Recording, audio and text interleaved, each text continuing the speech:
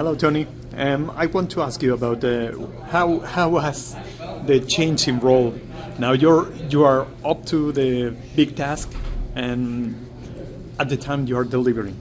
Well, I mean, I'm trying to deliver as best as I can. I mean, it's been a big change, but I would say I was in the team already. I was involved with the team as much as I was just not making the final decisions all the time. And it changes a bit, but I'm enjoying it a lot, obviously trying to raise the team to the next level. Luckily, I think I have good people around me and good people above me that it's making my job look much better than probably is. But, my obsession of winning and working, I think Zach saw that on me, and I'm fully committed as I was when I was driving, and I want to win as bad when I was driving the car. But pretty pleased with the position. It's just it's a different dynamic, so sometimes it's an adjustment for me. The hard question by the time. Yeah.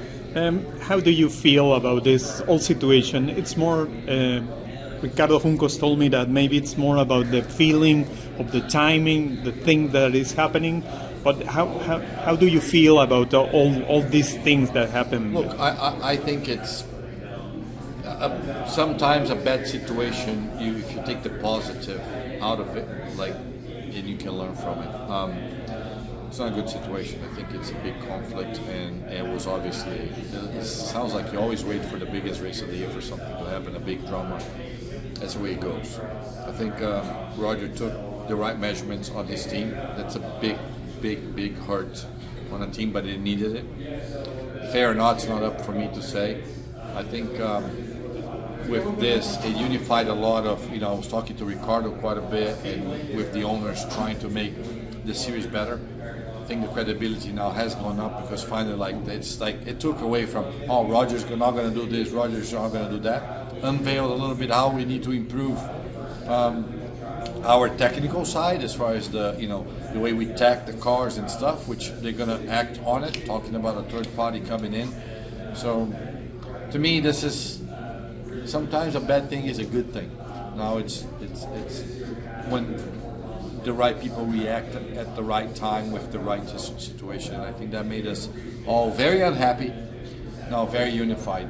And the series is on a climb. I mean, this place is sold out. We're growing, not just, if you think about talking to Ricardo, like Kanaan in Formula One, now racing is booming in South America, and IndyCar is there too. So, Kanaan, look at me. See, come back. No, with Colapinto Formula One, Kanaan was here. I think we're growing IndyCar in South America, and we need that. Ricardo is, a big advocate of that. I am in Brazil, so we're sold out. We'll fix it, but it was not a nice situation, but I think it's behind us. Finally, you touched one thing that I want to ask you. PATO O'WARD is a little guy who doesn't seem to be the big deal, and then I compare with the kind of reaction that have the people with him, with you.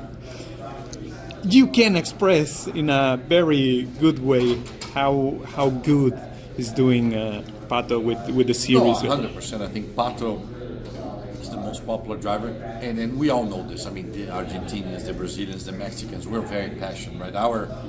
I don't think people understand how when we cheer for someone, we cheer, and we're very aggressive in a good and in a bad way, right? We shock the world all the time on how people are loyal to us, and that's us. And I think PATO has been a great thing for IndyCar. I also think that it's more of we as Brazilians, Argentinians, Mexicans, we're trying to prove that we're good people. We're fighters, and although they don't think a lot, highly of us, we're always there because we never give up. And PATO is that example. And hopefully, he'll get what he deserves. Obviously, he's in my team, but he's been so close, and he's been a great advocate for IndyCar, for the Latinos. So he's one of the best things that happened to the modern IndyCar era, and I think IndyCar will be hurting without him.